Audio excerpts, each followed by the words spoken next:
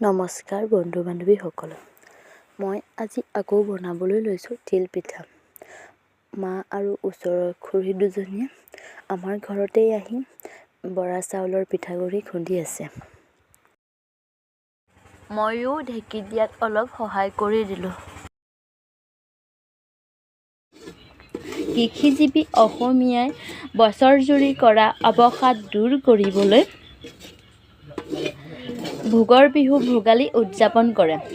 ভোগালী বিহুত বিশেষকৈ তিলৰ পিঠা, নাৰিকলৰ পিঠা, তিলৰ লাড়ু, নাৰিকলৰ লাড়ু, মিঠৈ লাড়ু, সান্দহ গুড়ি, কৰাই গুড়ি, চিৰা, দৈ গাখীৰ আৰু বিভিন্ন ধৰণৰ জা জলপান বনোৱা হয়।